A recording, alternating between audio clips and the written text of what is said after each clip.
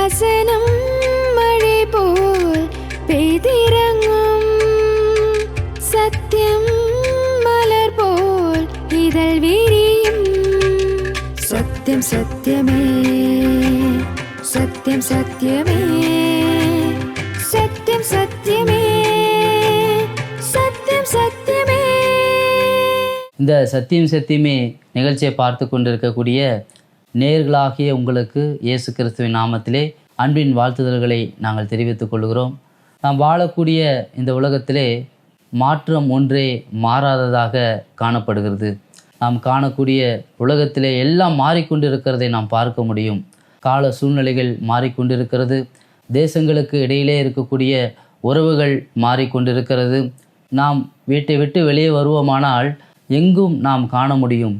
காடாயிருந்த நிலங்களெல்லாம் இன்று கடைகளாக, பெரிய பெரிய வீடுகளாக மாறிக்கொண்டிருக்கிறது. நம்முடைய வாழ்க்கையிலே நாம் பார்க்கக்கூடிய உயிரற்ற காரியங்கள் மட்டுமல்ல, உயிருள்ள மனிதர்களும் கூட சில வேளைகளிலே மாறக்கூடியதை நாம் பார்க்க முடியும். நம்முடைய வாழ்க்கையிலே எல்லாம் நிறைவாக இருக்கும் பொழுது, எந்த விதமான குறைவும் இல்லாதவர்களாய் நாம் காணப்படுகிற பொழுது, நம்மோடு கூட அநேக நண்பர்கள் இருப்பார்கள், உறவுகள் இருப்பார்கள். ஆனால் நம்முடைய வாழ்க்கை மாறுகிறது. நாம் குறைவுள்ளவர்களாய் மாறி போகிறோம், நாம் பலவீனர்களாய் மாறி போகிறோம். அந்த ஒரு சூழ்நிலையை பார்க்கும் பொழுது நம்முடைய நண்பர்களும் நம்முடைய உறவுகளும் கூட மாறி போனதையும் நம்முடைய வாழ்க்கையிலே பார்க்க முடியும். ஆனால் நாம் எந்த விதமான ஒரு சூழ்நிலையில் இருந்தாலும், எந்த விதமான கால சூழ்நிலைக்குள்ளாக நாம் வாழ்ந்தாலும் கூட நம்மோடு இருக்கக்கூடிய தேவன் அவர் என்றும் மாறாதவராக நம்மோடு இருக்கக்கூடியவராக இருக்கிறார். இந்த நாளிலும் கூட தேவன் மாறாதவராக இருக்கிறார். தேவன் நம்மை கைவிடாதவராக இருக்கிறார். தேவன் எப்பொழுதும் நம்மோடு கூட இருக்கிறார் என்பதை நமக்கு உணர்த்தக்கூடிய ஒரு சம்பவத்தை வேதத்திலிருந்து நாம் வாசித்து நாம் தியானிக்கலாம். மத்தேயு 4ஆம் அதிகாரம் வசனம் 35 41 வரை உள்ள வசனங்களை நாம் வாசிக்கலாம். அன்று சாயங்காலத்தில் அவர் அவர்களை நோக்கி, அக்கரைக்கு போவோம் வாருங்கள் என்றார். அவர்கள் ஜனங்களை அனுப்பிவிட்டு அவர் படவிலிருந்தபடியே அவரை கொண்டு போனார்கள். வேறே படவுகளும் அவரோட கூட இருந்தது. அப்பொழுது பலத்த சுழல் காற்று உண்டாகி படவு நிரம்பத்தக்கதாக அலைகள் அதன் மேல் மோதிற்று. கப்பலின் பின்னணியத்தில் அவர் தலையணை வைத்து நித்திரையாயிருந்தார். அவர்கள் அவரை எழுப்பி, போதகரே, நாங்கள் மடிந்து போகிறது உமக்கு கவலை இல்லையா என்றார்கள். அவர் எழுந்து காற்றை அதட்டி கடலை பார்த்து, இறையாதே, அமைதலாயிரு என்றார். அப்பொழுது காற்று நின்று போய் மிகுந்த அமைதல் உண்டாயிற்று. அவர் அவர்களை நோக்கி, ஏன் இப்படி பயப்பட்டீர்கள்?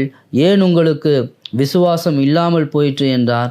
அவர்கள் மிகவும் பயந்து, இவர் யாரோ, காற்றும் கடலும் இவருக்கு கீழ்ப்படுகிறதே என்று ஒருவரோடொருவர் சொல்லிக்கொண்டார்கள். இந்த வேத பகுதியிலே வாசிக்கும் பொழுது, அன்று சாயங்காலத்திலே இயேசு படவில் இருந்தபடியே அவர் அக்கறைக்கு போவதற்காக தன்னுடைய சீசர்களை துரிதப்படுத்துகிற காரியத்தை, அப்படியாக அவர்கள் அக்கறைக்கு பயணப்பட்டு போகும் பொழுது கடலின் நடு மையத்திலே நடந்த ஒரு சம்பவத்தை தான் நாம் வாசித்தோம். இயேசு கிறிஸ்து அன்று சாயங்காலம் வரைக்கும் அவர் அநேக ஜனங்களுக்கு தேவனுடைய ராஜ்யத்தை குறித்து, இந்த உலக வாழ்க்கை முடிந்து போனது பின்பாக வரப்போகிற மறுமையை குறித்து, நித்திய வாழ்க்கையை குறித்து இயேசு கிறிஸ்து தம்மை தேடி வந்த ஜனங்களுக்கு அவர் போதித்து கொண்டிருக்கிறார். அப்படி போதித்த பின்பாக அவர் சாயங்காலத்திலே அக்கறைக்கு போகும்படியாக செல்லக்கூடியதை தான் நாம் வாசித்தோம். இந்த வசனத்திலே நாம் வாசிக்கும் பொழுது, இந்த சம்பவத்திலே அவர்கள் அக்கறைக்கு செல்லக்கூடிய ஒரு நேரத்திலே மிக மோசமான ஒரு சூழ்நிலையை எதிர்கொள்ளக்கூடியதை நாம் பார்க்க முடியும். அங்கே என்ன நடந்தது? அக்கறை சேர்வதற்கு மிகப்பெரிய ஒரு தடையாக அங்கு கடல் கொந்தளிப்பும் சுழல் காற்றும் உண்டானது என்று நாம் வாசிக்கிறோம். கடல் கொந்தளிப்பு என்று பார்க்கும் பொழுது, கடல் கொந்தளித்து என்ன நடக்குது? அங்கு அலைகள் உயர எழும்பி அவர்கள் வந்திருக்கக்கூடிய அந்த படகை நிரப்புகிறது. சுழல் காற்று, பலத்த சுழல் காற்று சுழன்று அடித்து அந்த கப்பலை உடைத்தெறிய முயற்சி செய்கிறது. கடைசியிலே அவர்கள் யாவரும் தங்களை காப்பாற்றிக் கொள்வதற்காக எவ்வளவோ முயற்சி செய்கிறார்கள். கப்பலுக்குள்ளாக புகுந்த தண்ணீரை அள்ளி வெளியே ஊற்றுகிறார்கள். சுழல் காற்றினால் உடைக்கப்படாதபடிக்கு பாய்மரங்களை காற்றுக்கு ஏற்றாற் போல அங்கு திருப்புகிறார்கள். இங்கு நாம் வாசிக்கும் பொழுது ஒரு எதிர்காற்று வீசவில்லை. எதிர்காற்று வீசினால் வேண்டுமானால் ஒரு நம்பிக்கை இருக்கக்கூடும். வந்த இடத்திற்கே நாம் திரும்பி செல்வோம் என்று. ஆனால் வந்த ஒரு காற்று சுழன்று அடிக்கக்கூடிய ஒரு காற்றாக அங்கு காணப்பட்டது. இந்த ஒரு சூழ்நிலையினுடைய விளைவு எதுவென்று பார்க்கும் பொழுது, பிழைப்போம் என்கிற நம்பிக்கை கப்பலுக்குள்ளாய் இருந்த சீசர்களுக்கு, இயேசுவுடைய சீசர்களுக்கு அங்கு இல்லாமல் போயிற்று. ஆனால் இயேசுவோ படகிலே அவர் தலையணை வைத்து படுத்து நித்திரை செய்து கொண்டிருந்தார் என்று வாசிக்கிறோம். வெளிப்பிரகாரமான ஒரு சூழ்நிலை அவருடைய வாழ்க்கையிலே எந்த விதமான ஒரு பாதிப்பையும் ஏற்படுத்தவில்லை. ஆனால் சாதாரண மனிதர்களாகிய அந்த சீசருடைய வாழ்க்கையிலே அங்கு பயம் வந்தது. அவர்கள் நம்பிக்கை இழந்து போனார்கள். அவர்கள் தங்களை குறித்து கவலைப்பட யாரும் இல்லை என்பதை போன்று அவர்கள் யோசித்து கொண்டிருக்கிறவர்களாக, தங்களை காப்பாற்றுவதற்கு இனி யாரும் இல்லை என்று எண்ணக்கூடியவர்களாக அவர்கள் காணப்பட்டு கொண்டிருந்தார்கள். இந்த சம்பவத்திலிருந்து நமக்கும் கூட பொருந்தக்கூடிய ஒரு உண்மை இருக்கிறது. நாமும் அந்த சீசர்களைப் போலவே மிக பெரிதான ஒரு சிக்கலான பிரச்சனைகளுக்குள்ளாக நாம் காணப்படுகிறோம். அந்த பிரச்சனை என்ன?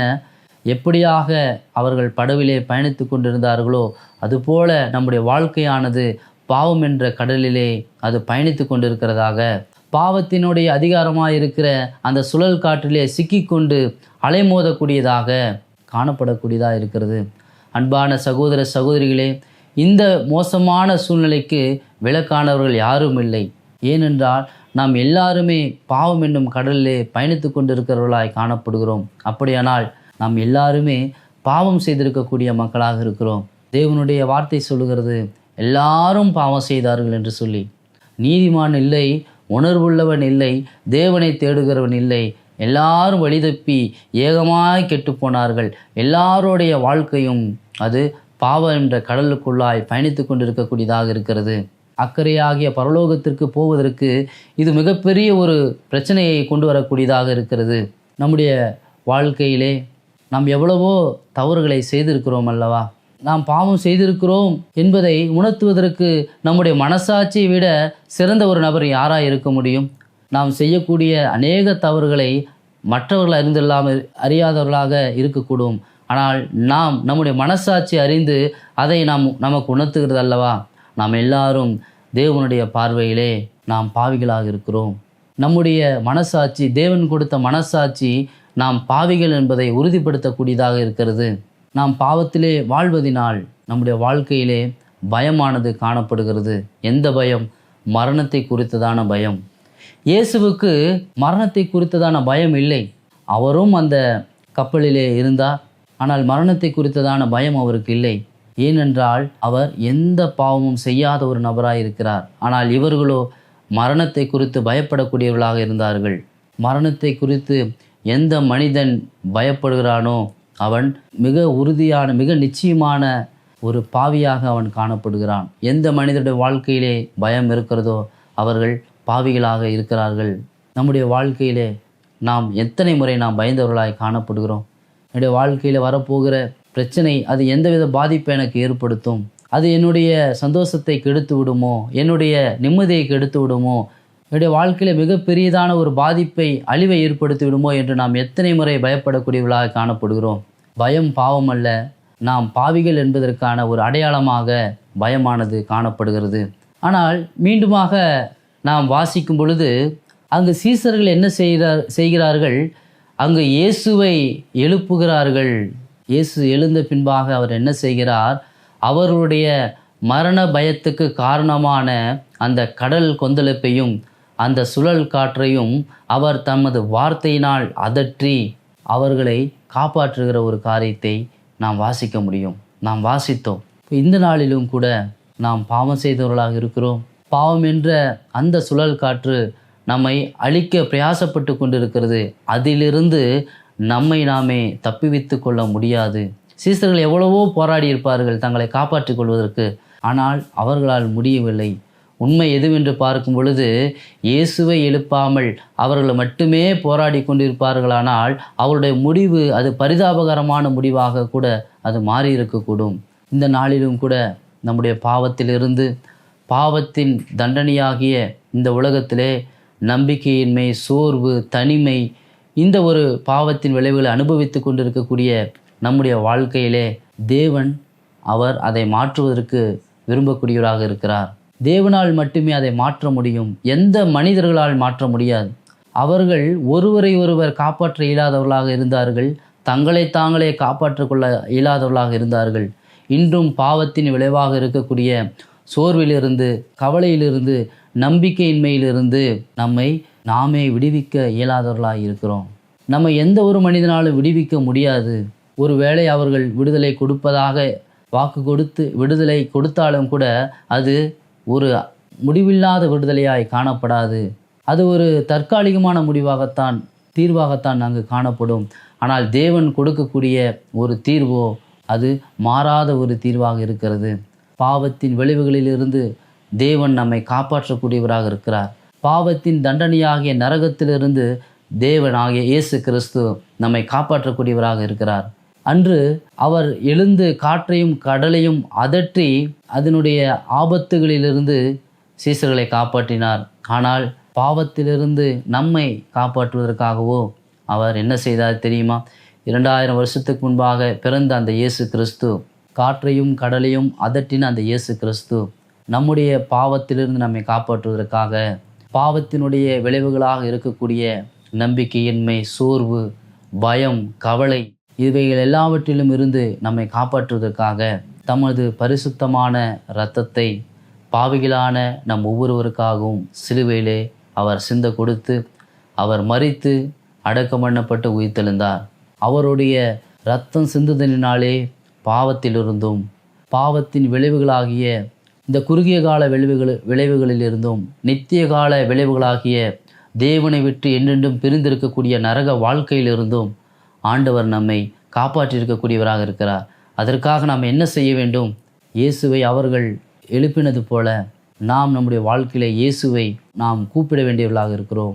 ஆண்டவரே, எங்களை காப்பாற்றும் என்று சொல்லி, எங்களுடைய பாவத்திலிருந்து எங்களை காப்பாற்றும், எங்களுடைய பாவத்திலிருந்து எங்களுக்கு மன்னிப்பு தாரும் என்று சொல்லி நாம் அவரை சீசர்கள் அழைத்தது போல நம்முடைய வாழ்க்கையிலே அழைக்க வேண்டியவர்களாக இருக்கிறோம். இந்த உலகத்தில் நம்முடைய வாழ்க்கையிலே யார் இல்லாவிட்டாலும் கூட நாம் வாழ்ந்திட முடியும். ஆனால் இயேசு இல்லாவிட்டால் நம்முடைய வாழ்க்கை அது நன்றாக நம்மால் வாழ முடியாது. இந்த உலகத்தில் மாத்திரமல்ல, இந்த உலகத்துக்கு பின்பாக இருக்கக்கூடிய வாழ்க்கையிலும் கூட இயேசு இல்லாமல் வாழ்வது என்பது அது மிக கொடூரமான, வேதனையான, சொல்லி முடியாத அளவுக்கு வலிகள் நிறைந்த ஒரு வாழ்க்கையாக இருக்கிறது. அப்படிப்பட்ட வாழ்க்கையை நீங்கள் யாரும் வாழக்கூடாது. இயேசுவோடு கூட நீங்கள் வாழ வேண்டும் என்பதே எங்களுடைய விருப்பமாக இருக்கிறது. இந்த செய்தியை கேட்டவங்கள் யாவரையும் ஆண்டவர் ஆசீர்வதிப்பாராக. ஆமென். சத்யம் சத்யமே, சத்யம் சத்யமே.